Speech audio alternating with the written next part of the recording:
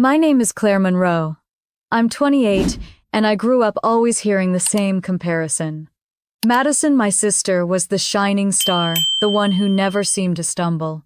I was the other daughter, the one who was told to try harder to be more like her.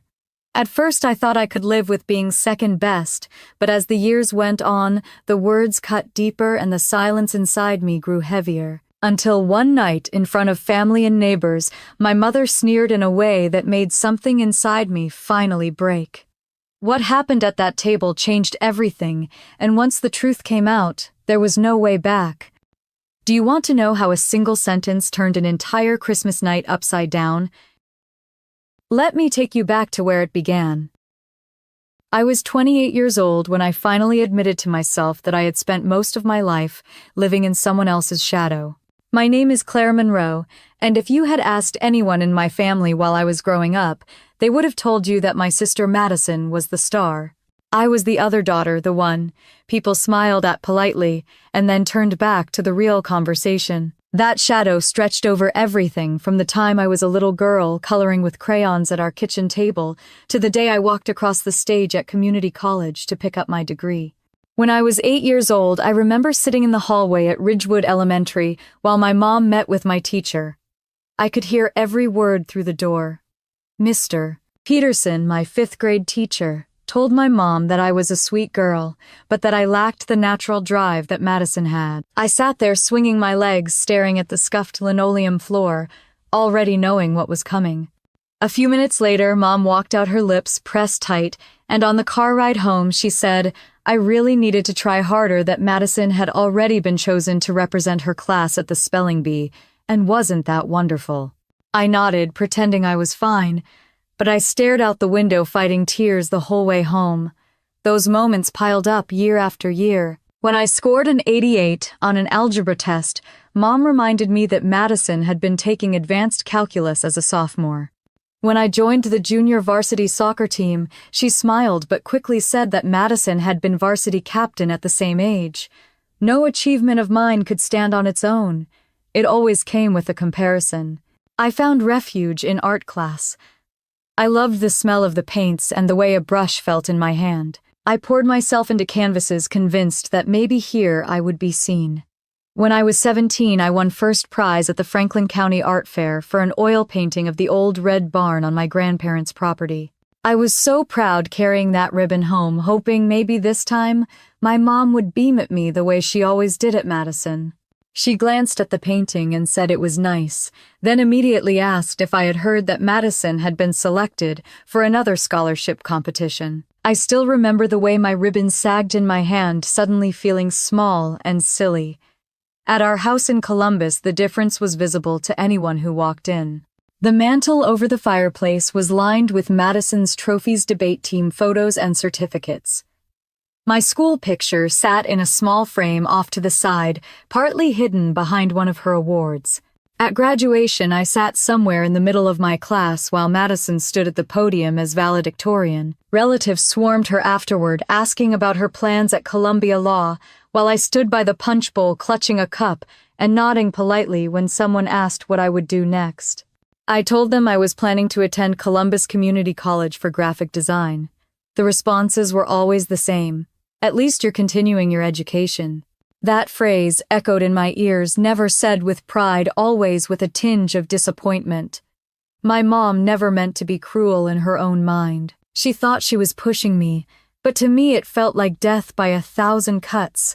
I learned to plaster on a smile, to act like I didn't care. But every time she looked at me and said, I should be more like Madison, something inside me cracked a little more. There was one night in particular I still see clearly. I was 16, standing in the kitchen washing dishes. Mom walked in holding the mail. She opened a thick envelope and gasped. Madison had been offered a full ride to Columbia. Mom hugged her, tears in her eyes, and shouted for Dad. They all celebrated in the living room for hours, the phone ringing off the hook with relatives calling to congratulate. I stayed in the kitchen, hands wet with dishwater, staring at the plate in front of me.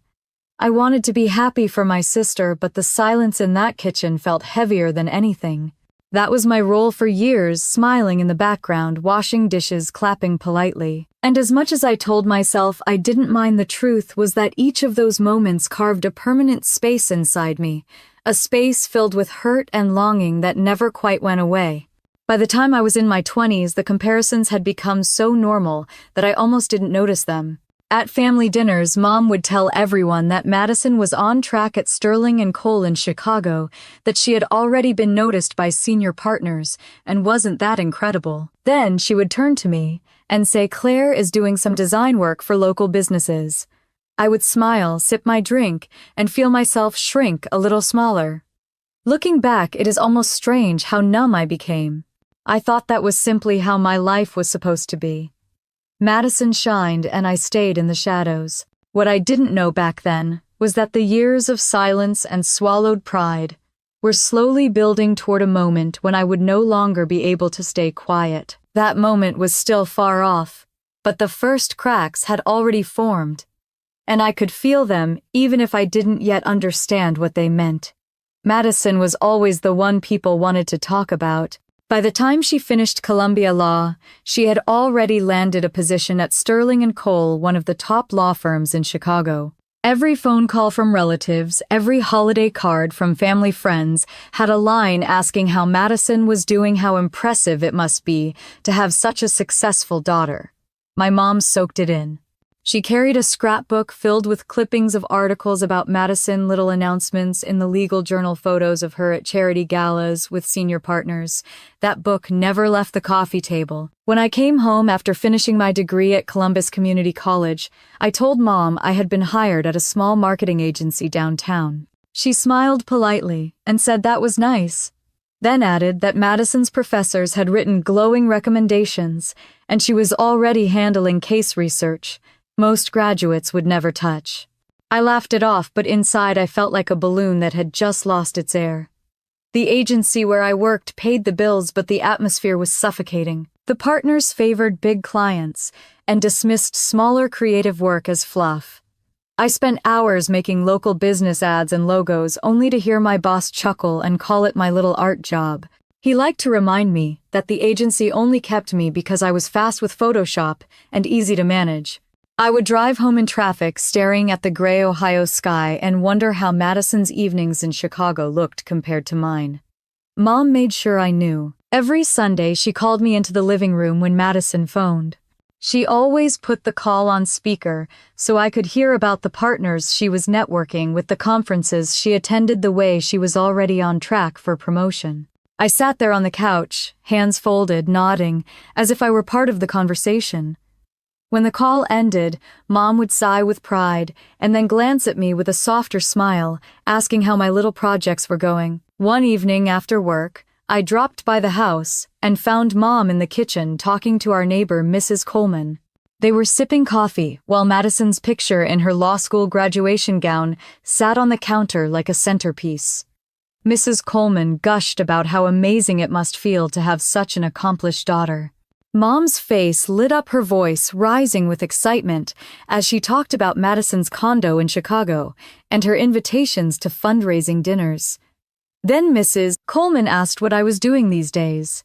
Mom barely looked up as she said Claire is doing some design work for small companies in Columbus. The way she said it made me feel invisible, like I was standing right there but had somehow disappeared from the conversation. I started to realize that if I stayed at that agency, I would wither away completely.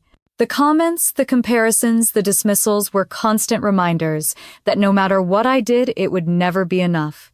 So I quit. I turned in my badge, cleared my desk, and walked out without a plan except for one. I would work for myself. The first few months of freelancing were brutal. I sat at my kitchen table with a second-hand laptop and stacks of unpaid bills. I reached out to anyone who might need design work, from local diners to church groups. Some weeks I barely made enough to cover rent, but there was a strange freedom in it. Every design was mine, every deadline my responsibility. For the first time, I felt like I was steering my own ship instead of sitting quietly in the back seat of someone else's car. Mom did not see it that way. She called my choice reckless. She told me Madison had stability and respect while I was chasing hobbies.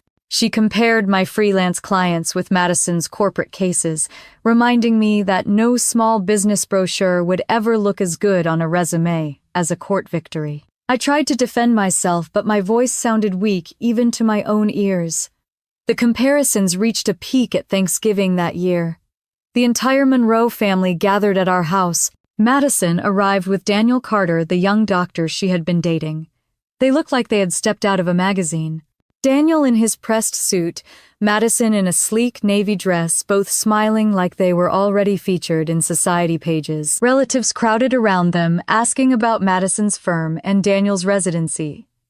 I stood near the dessert table, arranging pies, answering polite questions about logos and websites no one really cared about. During dinner, Uncle Henry raised his glass to Madison, saying how proud everyone was to see her making it big in Chicago. Mom beamed, and Dad clapped his hands against the table with a wide grin. When the toast was done, Aunt Margaret leaned toward me and asked if I was still doing little art projects. I nodded my throat tight and said yes. She patted my hand kindly, as if I were a child playing dress-up. That night, as I cleared plates and loaded the dishwasher, I heard laughter coming from the living room. Madison was telling a story about one of her firm's partners, inviting her to a gala at the Art Institute. Everyone hung on her words. I wiped down the counters, the smell of turkey and pumpkin pie still lingering in the air, and felt the familiar ache in my chest. No matter how hard I tried, no matter how much I worked, I was always the footnote in a story where Madison was the headline.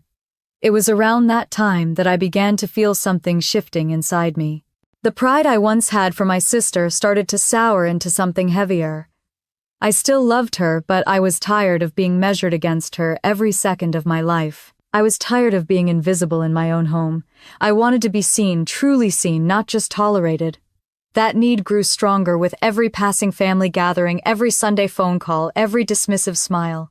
And though I did not yet know it, the day was coming, when I would finally step out of the shadows, not just for a moment, but for good. Madison had a way of making her life look effortless. When she introduced Daniel Carter to the family, he seemed like the perfect piece in her already polished puzzle.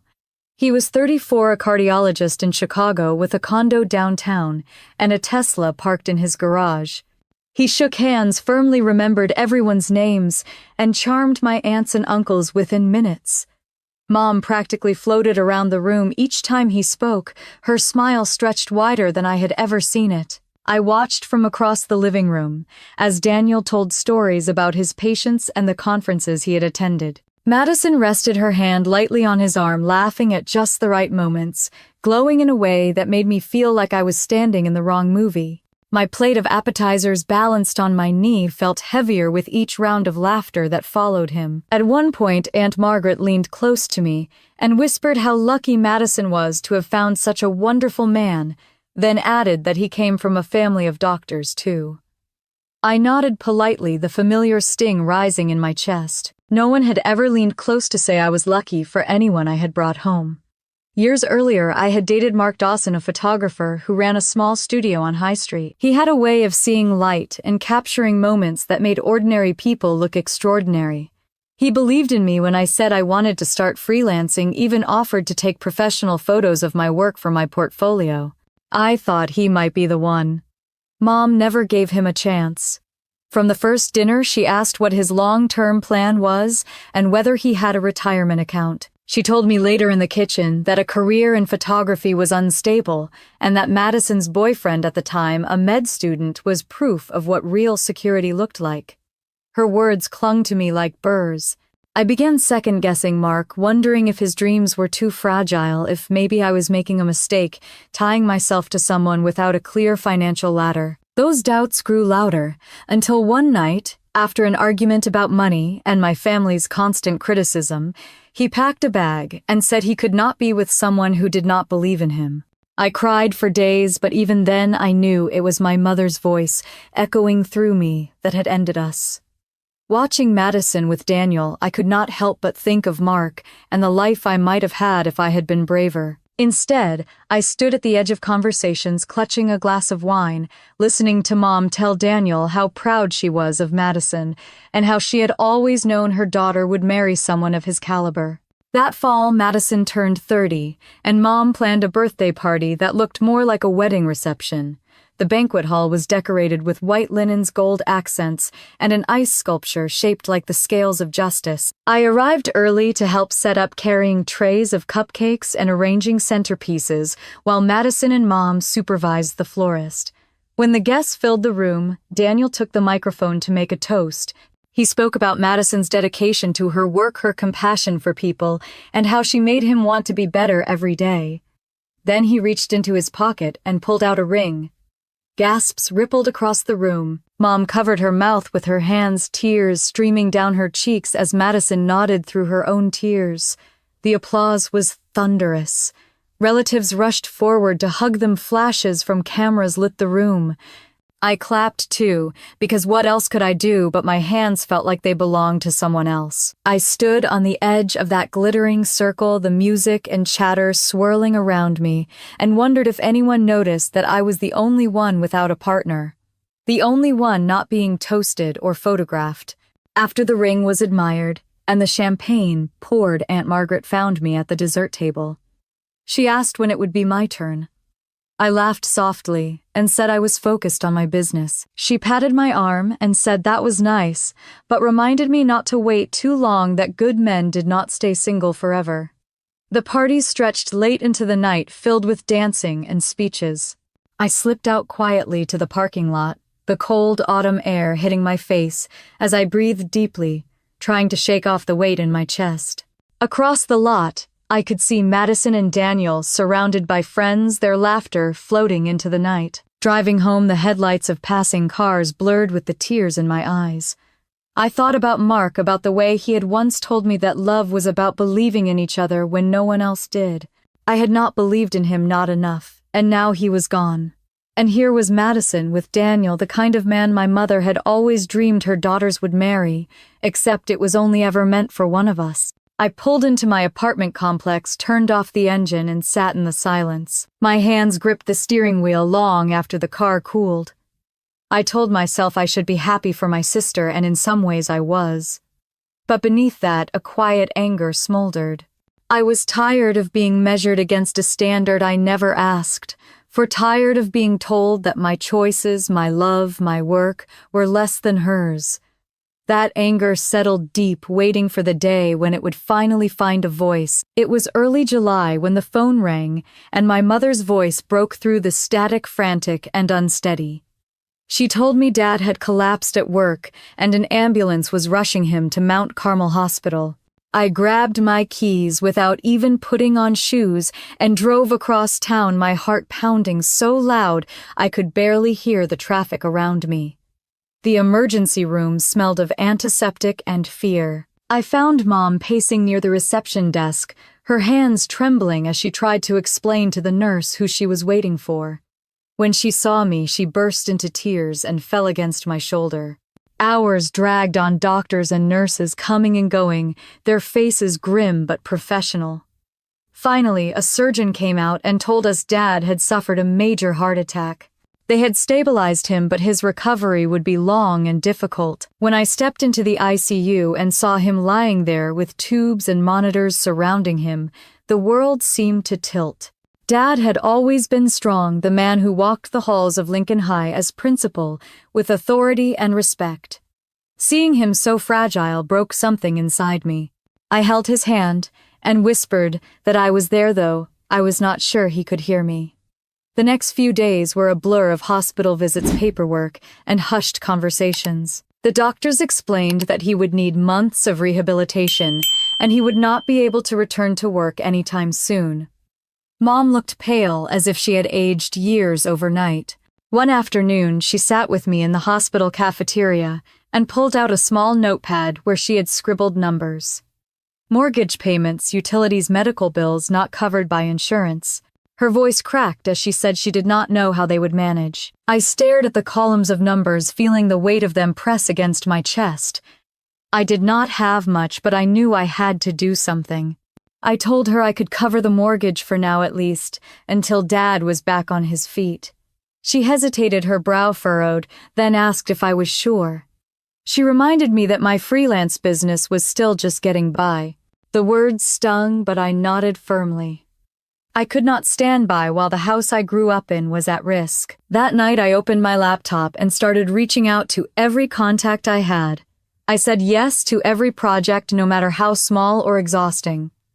I designed logos for bakeries' menus, for diners' websites, for churches. My days stretched into 12 and 14 hours of non-stop work. Coffee replaced meals, and my apartment floor was littered with empty takeout containers. Still, the payments went through. I drove to the bank and handed over checks that drained nearly all of my savings. One evening, as I handed Mom an envelope with the mortgage payment tucked inside, she sighed and said she hoped I knew what I was doing. Then she added that Madison was tied up with a big case in Chicago, and it would be unfair to bother her. My jaw tightened, but I said nothing. Visiting Dad became both heartbreaking and motivating. He tried to smile each time I walked in, though the effort tired him. One afternoon, he squeezed my hand and whispered that he hated being a burden. I told him he was not, that family took care of each other. My throat burned as I said it, knowing how often I had been told I was less than in this very family. Still, I meant every word. Meanwhile, Mom spoke endlessly about Madison. How Madison had sent flowers for Dad's room, how Madison called every evening with advice about doctors, how Madison was balancing so much, but still thought of them. I listened, biting my tongue, while knowing that the bills on the counter were paid with money I earned, not with bouquets or phone calls. One Sunday, I stopped by the house and saw a pile of letters from the bank stacked on the dining room table. Mom had not even opened them. I tore one open and saw the overdue notice. My chest tightened with panic.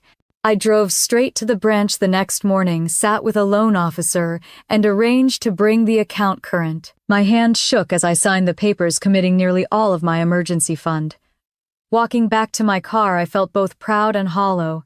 When I gave Mom the receipt later that week, she thanked me distractedly, already talking about Madison's upcoming trip with Daniel. My stomach turned, but I forced a smile. It was not the first time my sacrifices had gone unnoticed, and I doubted it would be the last. Still, there was a quiet fire building inside me. Every check I wrote, every late night spent, hunched over my laptop, every tired morning driving to the hospital, reminded me that I was not weak. I was holding this family together even if no one wanted to admit it. One evening, I sat by Dad's bedside watching the monitors beep steadily. The soft light from the machines cast shadows across his face, and I realized how much I loved this man who had given me quiet encouragement through the years. I promised myself that whatever it took, I would not let him come home to a foreclosure notice or a house darkened by unpaid bills. The irony was sharp. Madison was in Chicago, celebrated at galas and climbing her professional ladder, while I was here in Columbus, quietly carrying the weight no one else wanted to acknowledge. And yet when relatives called, they heard all about Madison's victories. My name rarely came up except as an afterthought. As the weeks turned into months, the hospital became a second home. Nurses greeted me by name, and I knew which vending machine had the least stale sandwiches. I watched leaves change outside the window, summer slipping into fall, while the stack of receipts and bank statements in my purse grew thicker. One cold evening in November, I left the hospital and drove past our family home. Lights twinkled on the porch, a wreath already hung on the door. I pulled into the driveway and sat there for a moment. The house looked warm and inviting from the outside, but I knew how fragile it really was, balanced on the edge of bills and debt. My stomach twisted as I thought about the holiday season ahead. I stepped inside to find Mom arranging catalogs for holiday decorations, her eyes bright as she talked about hosting Christmas dinner. She did not mention the mortgage I had just paid or the hours I had poured into making it possible. She only talked about Madison coming home and how proud she was to show Daniel what a real family gathering looked like. I smiled faintly and nodded, the familiar ache returning. Inside, though, I knew that something was shifting. I was no longer just the quiet daughter in the corner. I was the one keeping the lights on, the one saving the home we all lived in. Even if no one admitted it yet, the truth was waiting, building, ready to come out when the time was right. My alarm rang at 6 every morning, and by 7 I was already at my laptop, coffee in hand, scrolling through emails from clients. The projects came faster than I could have imagined. A local diner needed a new menu, a church wanted flyers for a Thanksgiving fundraiser, a small boutique begged me to design their holiday campaign before Black Friday. I said yes to everything. I could not afford to turn anything down. The days blurred together. I woke, I worked. I grabbed whatever food I could find, and I worked again. My hands cramped from long hours at the keyboard, my eyes burned from staring at screens. But I kept going. Every invoice I sent, every check that cleared, went straight to the mortgage, to the hospital, to the endless stream of utility bills. I joked to myself that my dining table had turned into an office, and my office into a battlefield where the only weapon was determination. By mid-November, I had spent nearly $20,000 of my savings and earnings covering for my parents. I kept a folder on my desk with receipts and bank slips, as if I needed proof for myself that this was real. Some nights I would spread them out across the table, staring at the numbers until they blurred together, wondering how long I could keep this up before I broke. One evening, exhausted and hungry, I called Mom to check in. She answered cheerfully, her voice brighter than I expected. She talked about the Christmas lights she planned to hang on the porch, how she wanted to order a fresh pine wreath from the garden center, and how Madison and Daniel would be driving in for the holidays. I waited for her to ask how I was holding up, or to thank me for the payment I had just dropped at the bank. She never did. Instead, she asked if I could pick up new table linens for Christmas dinner. I bit back my frustration and said yes. There were nights when I cried quietly into my pillow, the weight of it all pressing down on me. My friends invited me out, but I always said I was too busy. The truth was, I did not have the energy or the money for socializing. My phone lit up with pictures on Instagram of smiling faces at restaurants and concerts, while I sat in sweatpants surrounded by sketches and half-finished projects. Still, there was a stubborn part of me that refused to quit. Every time I thought about the house, the mortgage letters with red, warnings, the image of Dad lying helpless in the hospital, I pushed harder. If I collapsed, everything else would collapse with me.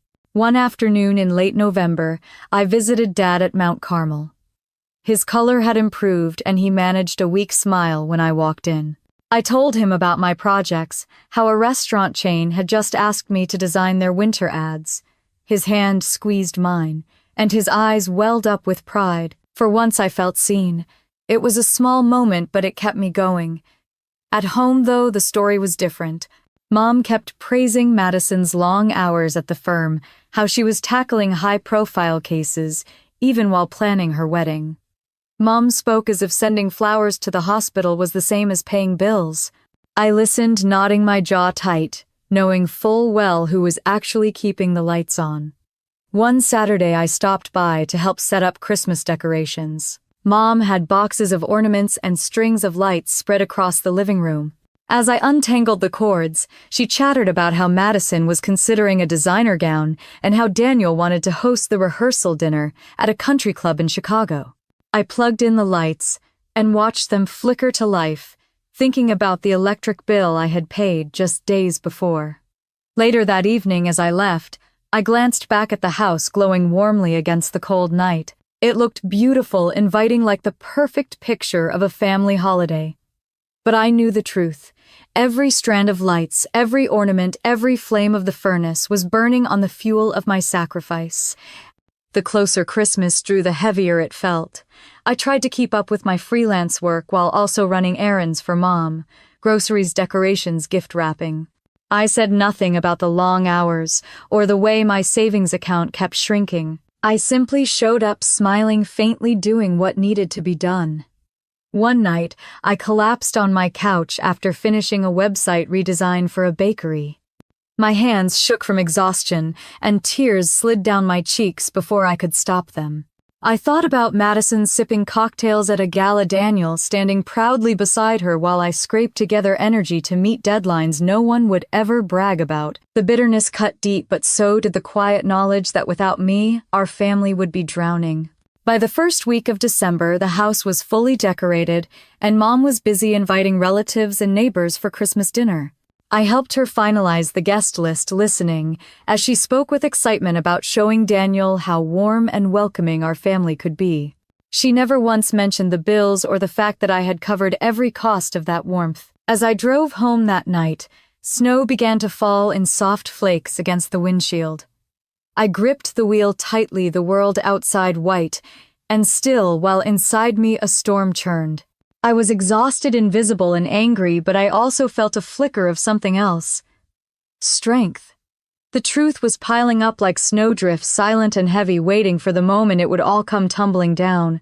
The invitation list kept growing until it felt like half of Columbus was coming for Christmas dinner. Mom insisted on sending formal cards to relatives and even neighbors like Mrs. Coleman. She wanted everything perfect. I drove her to the party rental store to pick out linens and extra chairs, then carried them into the house while she talked about how proud she was that Madison and Daniel would see the family at its best. By the second week of December, the house smelled of cinnamon and pine. The porch glowed with twinkling lights, a fresh wreath hung on the door, and the dining room table was already set with silver chargers and sparkling glasses. I had been the one to swipe my card at the register, but no one besides me seemed to remember that. Mom bustled about the kitchen with a clipboard humming Christmas songs, asking me to run to the store for cranberries and candles. One night I stopped by after another 14-hour workday, still smelling of printer ink from a client meeting. The living room floor was covered in boxes of ornaments. Mom handed me a string of lights and asked me to hang them across the banister.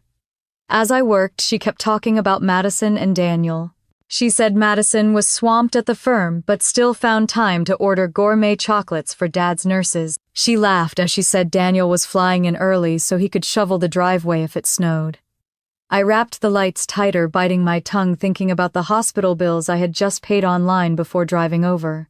The week before Christmas, I stopped by the house to drop off another envelope with the mortgage payment tucked inside. I placed it on the counter and poured myself a glass of water. Mom barely glanced at it before asking if I had picked up the white tablecloths she ordered. I answered yes, swallowing hard. She smiled faintly and went back to chopping onions. Dad was finally home from the hospital, moving slowly with a walker, but smiling more than he had in months. He thanked me every time I came by, his eyes soft and full of something Mom never showed. When I asked if he needed anything, he whispered that having me there was enough. I held onto those words like they were gold. The Saturday before Christmas, I drove them both to church for the annual holiday service. Everyone hugged Madison when she arrived, dressed in a deep green coat with Daniel at her side. People swarmed around them, asking about Chicago, the law firm, the upcoming wedding. I stood a few feet away, holding Dad's arm to steady him, feeling like a background character in someone else's story. After service, Mom invited everyone to Christmas dinner, promising a feast and a night to remember. She said Madison was bringing a special dessert from Chicago, and Daniel had offered to carve the turkey. I carried Dad's coat and tried to ignore the sting in my chest. On Christmas Eve, I worked late into the night, finishing a last-minute website for a client who had begged me to meet a deadline. At midnight, I finally closed my laptop and looked around my apartment. Wrapping paper scraps littered the floor. A pile of invoices sat on my desk, and my phone buzzed with new emails. My body ached, but I knew tomorrow I would have to be at my parents' house early to help Mom with the final preparations. Christmas morning arrived with the heavy sky snowflakes drifting lazily down as I pulled into the driveway. The house was alive with noise pots clanging in the kitchen, relatives already gathering in the living room. I carried in bags of groceries, set down bottles of wine, and helped Dad settle in his chair near the fireplace. By late afternoon, the dining table was covered in platters of food, from roasted vegetables to pies lined up in neat rows. The smell of turkey filled the air. Guests crowded in, shedding coats and scarves, laughter echoing through the house. Madison and Daniel arrived last, stepping inside like royalty. Madison wore a red dress that hugged her figure, and Daniel carried a bottle of champagne. Everyone rushed to greet them, leaving me standing by the doorway with snow still clinging to my boots. Mom's face glowed with pride as she led them into the dining room. She made sure Madison was seated at the head of the table with Daniel beside her. I took a seat near the end between Uncle Henry and Mrs. Coleman, quietly folding my napkin in my lap. The room buzzed with conversation about Chicago law firms and medical conferences. My name was barely mentioned. As dinner began, I moved back and forth from the kitchen, refilling platters, bringing out gravy boats, making sure everyone had what they needed. Mom walked behind me, patting my shoulder absent-mindedly, whispering that Madison looked radiant tonight. I nodded and carried on my chest tight. When the turkey was finally set on the table, Daniel rose with a smile and carved it gracefully while everyone applauded. Mom raised her glass, ready to make a toast. I froze for a moment, sensing that the evening was about to tilt in a direction none of us could ignore. Mom cleared her throat and lifted her glass high, her eyes shining with the reflection of the candles. She smiled at Madison as if no one else in the room existed. Her voice rang out over the clinking of forks and quiet chatter, telling everyone how proud she was to have a daughter who worked at one of the finest law firms in Chicago and was marrying a brilliant doctor. Then she looked directly at me, her smile fading into something sharper, and said that no matter what I did, I would always fall short of my sister. The words sliced through the room. For a moment, even the silverware stopped moving. I felt my cheeks flush hot, the sting of humiliation spreading across my skin as relatives shifted in their seats. Some looked down at their plates, others glanced nervously at Madison, but no one spoke. I sat frozen, gripping my napkin so tightly that the fabric twisted in my hand. My chest rose and fell with heavy breaths. For years, I had swallowed comments like this, forcing a smile and pushing the hurt deep down. But something inside me snapped. My chair scraped against the hardwood as I stood, the sound sharp and jarring. Every head turned toward me. I steadied my voice, though my heart hammered in my chest. I told Mom that if Madison was so perfect, then perhaps she should be the one paying for the lights that glowed in the windows, the mortgage that kept the roof over our heads, and the bills that piled up each month. My words cut through the heavy silence, and the room seemed to hold its breath. Mom's glass trembled in her hand, and her eyes widened as if I had just spoken in a foreign language. Madison's smile faltered. Daniel's fork hovered halfway to his mouth. Uncle Henry cleared his throat but said nothing. Mrs. Coleman sat back in her chair, her eyes darting between us like she was watching a storm gather. I pushed my chair back from the table and walked toward the sideboard where my purse sat. My hands shook as I pulled out a thick folder filled with receipts, bank slips, and statements. I laid them flat on the table for everyone to see. My voice grew stronger as I explained that for months I had been working day and night, draining my savings, keeping the house from foreclosure, covering Dad's prescriptions, and even paying for tonight's dinner. Gasps filled the room. The sound of paper rustling seemed deafening as I spread the evidence across the white tablecloth. My mother's face paled. Madison stared at me as if she had been slapped. Daniel leaned forward, his brow furrowed, scanning the papers. I asked if anyone thought Madison's flowers for the hospital or her holiday chocolates had paid a single bill. My voice cracked with anger and exhaustion. I reminded them all that while they toasted Madison's brilliance and Daniel's success, I had been the one keeping the lights on the furnace, running the doors of this house open. For a moment, no one spoke. Then Mom stammered that she had not realized that she thought I was just doing small projects here and there. I laughed bitterly and asked how she thought those envelopes kept landing on her counter each month. Did she think money appeared out of thin air? Daniel set down his fork and asked Madison if she knew any of this. Her lips parted, but no words came. She glanced at Mom, then back at him, her face red with embarrassment. He looked at me again, his expression full of questions. The air in the room felt thick, pressing down on us all. Relatives whispered quietly, shifting in their chairs. Aunt Margaret reached for her husband's hand. Mrs. Coleman shook her head, muttering that she had never realized. I stood tall, though my knees trembled beneath me. I said I was tired of being invisible, tired of being told I would never measure up, when in reality, I had been the one carrying the weight no one else wanted to see. My words hung in the air, heavy and undeniable. Mom lowered her glass, her hand unsteady, and finally sat down without saying another word. The proud glow in her face was gone, replaced by something small and shaken. Madison's eyes stayed fixed on the papers, spread across the table, her lips pressed into a thin line. The room stayed silent, every guest caught between disbelief and shame, and I realized I had finally done the one thing I had never dared to do. I had spoken the truth out loud in front of everyone, and there was no way to take it back. Daniel was the first to break the silence. He leaned forward, his elbows on the table, and asked in a steady voice if what I laid out was true. His eyes scanned the receipts and bank slips, and then he looked straight at Madison. She shifted uncomfortably, her cheeks flushed crimson, and said she had no idea. My mother finally found her voice weak and wavering. She said she thought I was only helping here and there, nothing serious, just small contributions. I could not stop myself from laughing bitterly. I told her those small contributions were the reason the house was still standing, the reason Dad could come home from the hospital without facing a foreclosure notice taped to the front door. Uncle Henry coughed into his napkin. Aunt Margaret murmured that she had never known, and Mrs. Coleman whispered to her husband that she had suspected something, but never thought it was this. The room felt heavy with eyes on me, but for the first time in years I did not shrink away. Madison cleared her throat and tried to redirect the moment, saying, "This was not the time or place, that Christmas dinner should not be turned into an argument."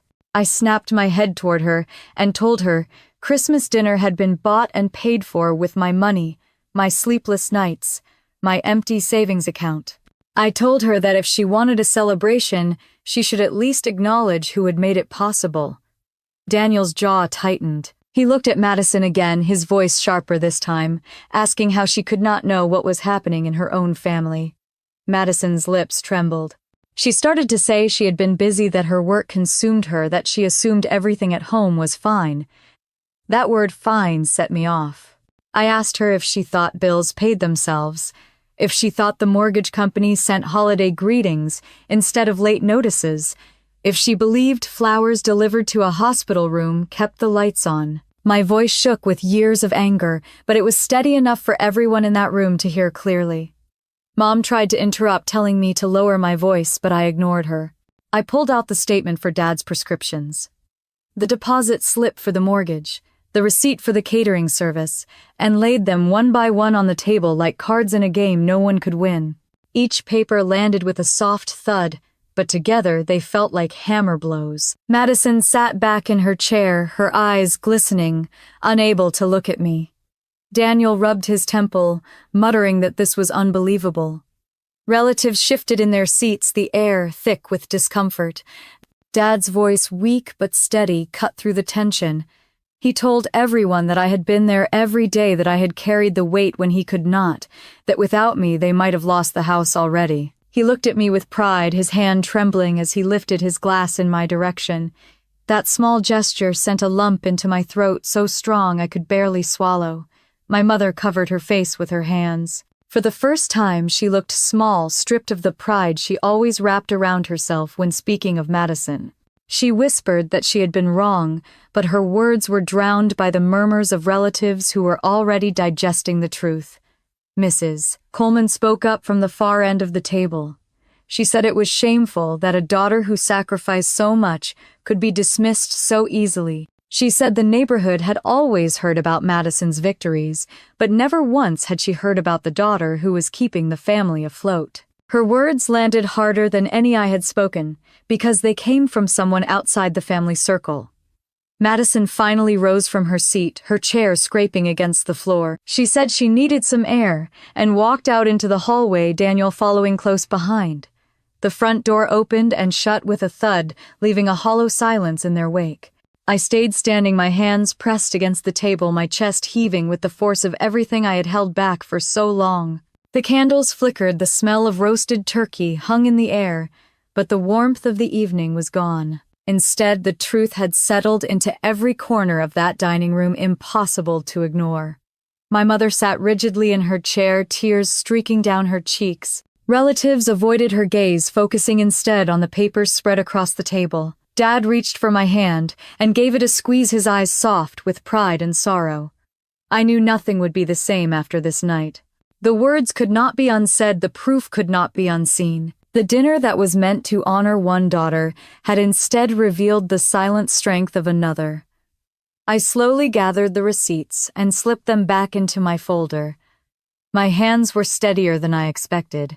When I looked around the table, I saw not pity but respect in the eyes of some, discomfort in the eyes of others, and shame in the eyes of the woman who had raised me. Without saying another word, I lowered myself back into my chair. The chatter did not return. Forks scraped plates half-heartedly, glasses were lifted without toasts, and the glow of Christmas dinner had dimmed to a heavy quiet. The truth had finally been spoken, and though it had shattered the evening, I felt strangely lighter than I had in years. Daniel's voice carried from the hallway before the front door even clicked shut. He was demanding answers from Madison, his words sharp and quick. Everyone at the table heard the muffled argument, though no one moved to interrupt. My mother sat frozen, her eyes locked on her wine glass, as if the bottom of it might hold an escape. A minute later, the door opened again, and Daniel stepped back into the dining room. His expression was tight, the charm he had carried all evening stripped away. He asked Madison directly in front of everyone if she truly had no idea what was happening at home. Madison's hands shook as she tried to answer. She said she was buried in work, that she trusted Mom to tell her. If anything was wrong, that she never imagined I would be the one paying everything. I told her that ignorance was not the same as innocence. She had been too busy shining to notice when the people around her were drowning. My words made her flinch. Daniel shook his head, clearly disgusted. He looked at me then, almost apologetically, and said he admired my strength. That single line made Madison's cheeks flush even deeper. She shot me a glare that mixed shame with anger, as if my truth had betrayed her more than her silence had betrayed me. The relatives began whispering again, their eyes darting between the three of us. Uncle Henry asked quietly if it was really true, if I had covered the mortgage and hospital bills. I pushed the folder of receipts toward him and told him to look for himself. He picked up a page, read it, and nodded slowly, his lips pressed tight. Aunt Margaret murmured to her neighbor that it was shameful, a daughter being treated like a servant while carrying the family on her back. Mom finally tried to regain control of the room. She said in a trembling voice that families should not air dirty laundry in front of guests. I snapped back that it was not dirty laundry when the truth was clean and undeniable. The silence that followed was heavier than the snow outside. Madison rose from her chair, her hands clenched into fists. She accused me of humiliating her in front of Daniel, in front of everyone. She said I could have talked to her privately, that I had chosen this moment to ruin her night. I felt my own temper rise, but I kept my voice even. I told her it was never about her night. It was about years of mine. Daniel stood then, straightening his jacket, his expression cold. He said he needed some air and walked out again, this time alone. Madison looked stricken, caught between following him and staying to defend herself. She chose silence, sinking back into her chair with her eyes downcast. I sat back down too, but I did not lower my gaze. For the first time, I looked across that table at every face staring back at me, and I did not feel small. I felt steady. The meal limped along after that, but no one tasted much. Plates were pushed aside, half-full glasses refilled without cheer. The only sound was the occasional scrape of silverware against porcelain. Dad's hand found mine under the table and squeezed a silent message that he was proud of me. That was the only warmth I felt in that room. When the evening finally ended, guests left quickly, muttering their goodbyes. Some hugged me tightly, whispering that I was brave, while others avoided my eyes. Madison slipped out quietly without saying another word, her coat draped over her shoulders like a shield. I helped Dad back to his recliner before I left. He whispered that the truth had needed to be spoken, even if it hurt.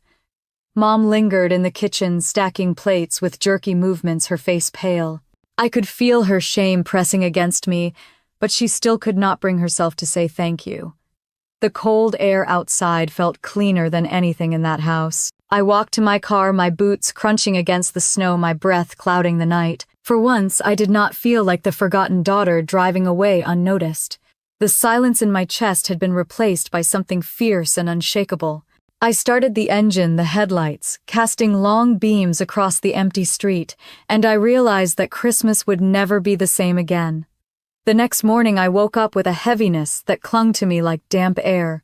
My phone buzzed nonstop with messages from cousins and neighbors. Some told me I was brave, others said they wished I had kept things private, but no one denied the truth of what I had laid out. I scrolled through the texts in silence, setting the phone down when the weight of their opinions became too much. By noon, I drove over to my parents' house to check on Dad. The driveway was already cleared, though I knew it was not Daniel who had done it. The front door creaked open, and Mom appeared, her face pale, eyes puffy from lack of sleep. She stepped aside without a word, and I walked in. The house smelled faintly of leftover turkey and pine, but the festive glow was gone. Dad sat in his recliner, wrapped in a blanket. He smiled when he saw me, his voice raspy, but warm, as he asked if I was holding up. I nodded, pretending to be steady, though my hands shook as I set a grocery bag on the counter. Mom busied herself with dishes, not once meeting my eyes. The silence stretched until Dad finally said that what happened the night before was long overdue. His words hung in the air, sharp against the clinking of dishes. Mom froze, then turned slowly, her lips pressed tight. She whispered that I had humiliated her in front of family and neighbors. I told her I had not humiliated her. She had done that herself by ignoring what was right in front of her. Her shoulders sagged, but she did not reply. Instead, she walked back into the kitchen and left me with Dad. He reached for my hand and squeezed it. He told me he was proud that sometimes the truth had to come out, even if it broke people open. His words steadied me more than he knew. Later that afternoon, as I was leaving, Madison pulled into the driveway. She stepped out of her car, her coat wrapped tight around her, her eyes red. For a moment, she just stood there, unsure whether to walk past me or stop. I opened my car door, but she called my name. Her voice was thin, brittle. She asked if we could talk. We stood by the edge of the driveway, snow crunching under our boots. She admitted she was blindsided by what I revealed, that she never realized how much I had been doing. She said Mom never told her anything, and that she assumed Dad's insurance covered most of it. I told her assumptions were a luxury she could afford because someone else was paying the price. Her face crumpled, but she did not argue. Daniel's car pulled up behind hers. He got out slowly, his expression unreadable. He greeted me politely, then turned to Madison, asking if she had told me yet. She shook her head. He sighed and said he was struggling with what he had learned, that he needed to know if he was marrying someone who could ignore her own family's suffering. Madison burst into tears, insisting she had not known that she had been drowning in work and wedding plans. I stood quietly, the icy air burning my cheeks while their conversation spilled into the driveway. For the first time, Madison was not the one being admired or praised. She was the one defending herself, scrambling to explain away the silence. When I finally got into my car, Daniel stopped me. He said he respected me for stepping up, for doing what no one else did. He said families reveal themselves in crisis, and I had shown who I really was. I thanked him, though the words felt heavy because they carried both validation and pity. Driving home, I realized the cracks in Madison's perfect image were widening, not because of me alone, but because the truth had finally caught up to her. I had not set out to destroy her, only to free myself, but now the consequences were rippling through every part of our family. That evening, my phone rang again. This time it was Aunt Margaret. She said she wanted me to know that the family saw me differently now, that they finally understood what I had carried. Her words were kind, but they also left me feeling hollow. It should not have taken public shame for my worth to be recognized. I hung up and sat in the quiet of my apartment, staring at the twinkling lights of the small tree in the corner. The decorations looked cheerful, but I felt nothing. The house I had saved, the parents I had carried, the sister who had always been lifted above me, all of it had shifted in one night. I leaned back on the couch, closed my eyes, and let the silence settle. For the first time in years, I was not just the overlooked daughter.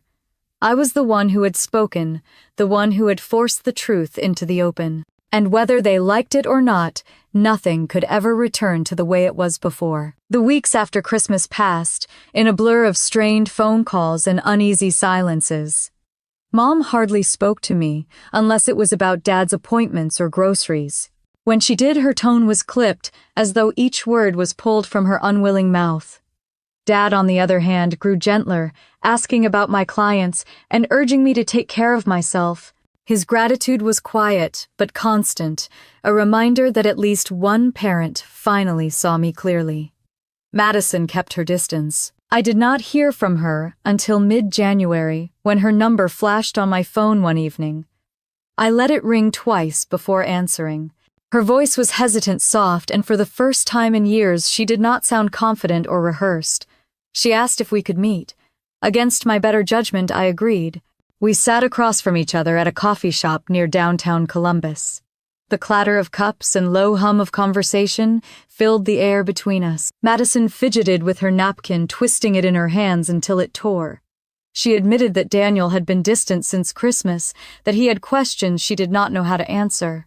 She confessed that she felt blindsided, embarrassed, even betrayed. I told her I had no intention of destroying her life, that my words at Christmas had not been about her but about my own survival.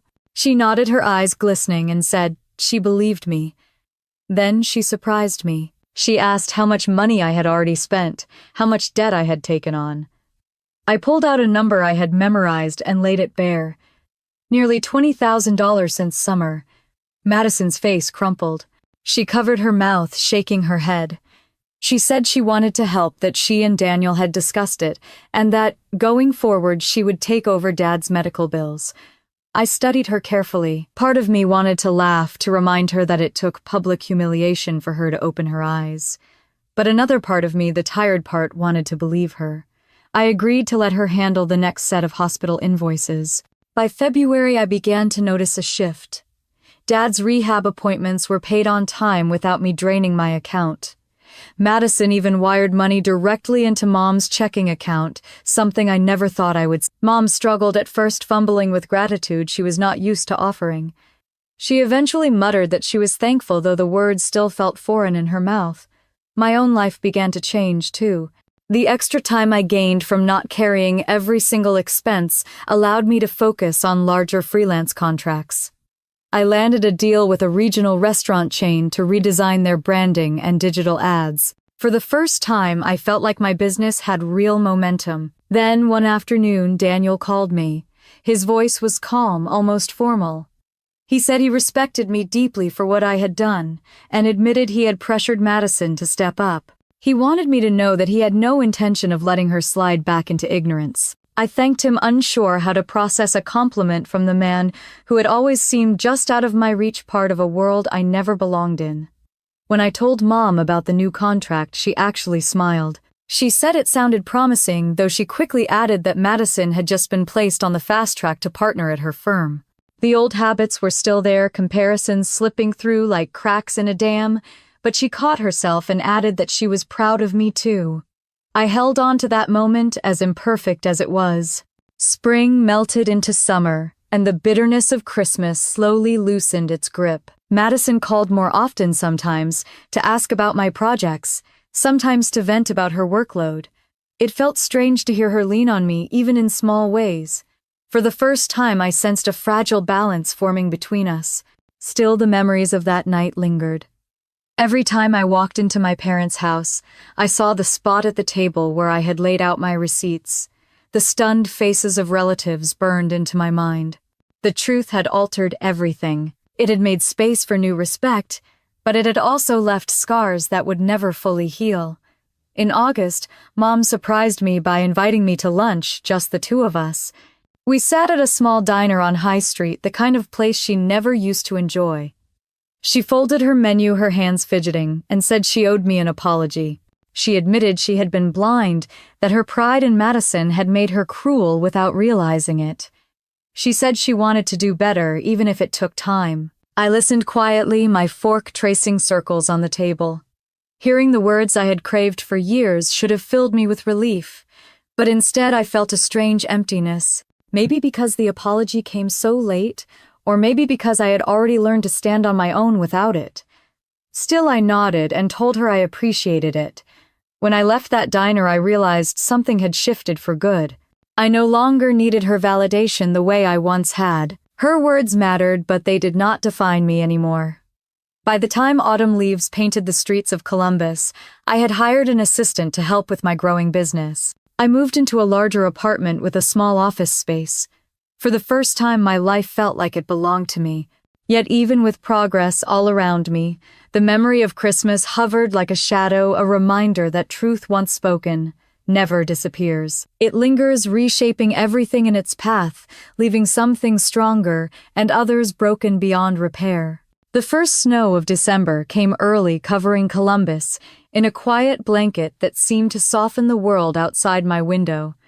I sat at my desk, sipping lukewarm coffee, watching the flakes drift down in slow spirals. It had been nearly a year since the Christmas dinner that tore everything open, and though life had moved forward, the memory was stitched into me like a scar that would never fade. Mom called me that morning. Her voice was steadier than I expected, gentle in a way that caught me off guard. She asked if I would come over to help plan this year's dinner. For a moment I hesitated, memories of standing in front of that crowded table flashing like lightning in my mind. But she kept talking, telling me she wanted something smaller, more intimate, without the showmanship of years past. She said she wanted to spend Christmas with her family, not an audience. That one sentence told me things had shifted more than I realized. When I arrived a week later to help her decorate the house, felt different. The same wreath hung on the door, the same twinkle lights glowed on the porch, but the air inside lacked the old tension. Mom handed me a box of ornaments and asked if I remembered which ones were Dad's favorite. It was such a simple question, but it felt like a truce offering. We hung them together quietly, without the unspoken comparisons that used to hang heavier than the garlands. Dad was stronger now, walking without the walker, though he tired easily. He grinned when he saw me, hugging me longer than usual.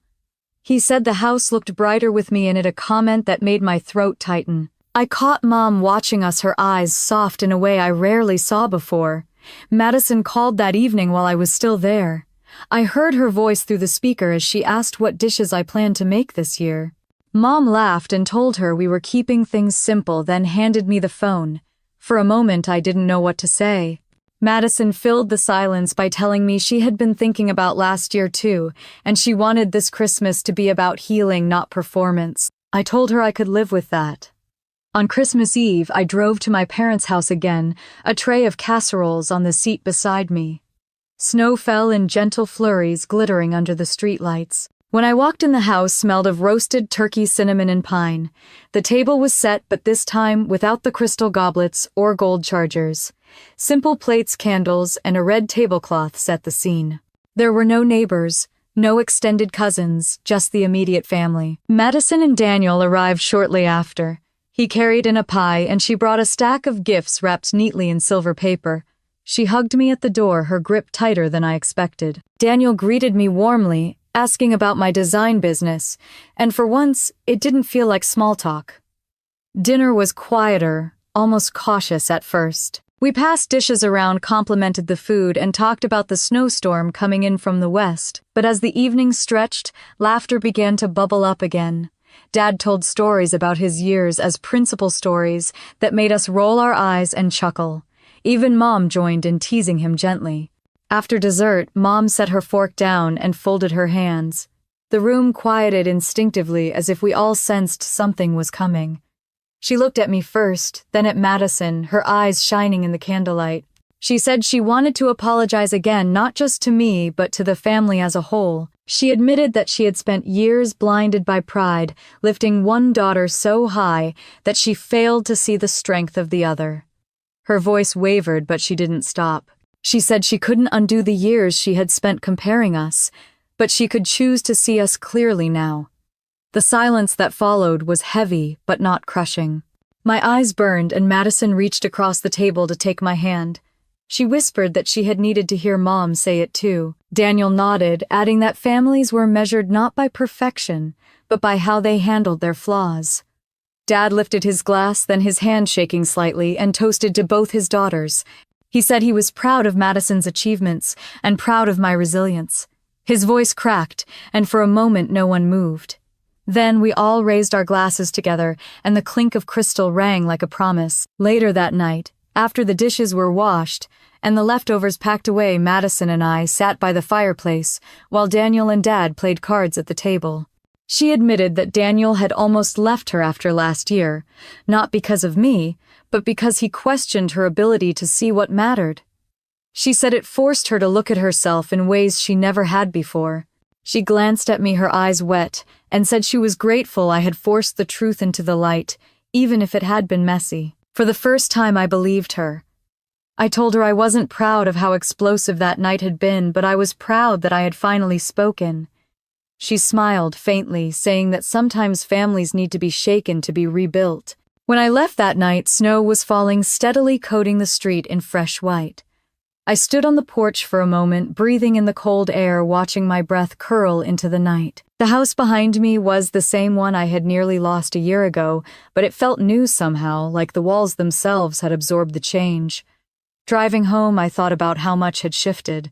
I was no longer the daughter in the shadows, no longer the one who stayed silent while others took up all the space. I had spoken the truth, and while it broke some things, it built others stronger than I ever imagined. This time, I didn't feel invisible. I felt seen, and that was the gift I never expected to find under the glow of Christmas lights. Thank you for listening to my story. Have you ever had a moment when finally speaking up changed your family forever? Share your experience in the comments, and if my story resonated with you, please like and subscribe so you can join me for more stories about truth, resilience, and the strength it takes to be heard.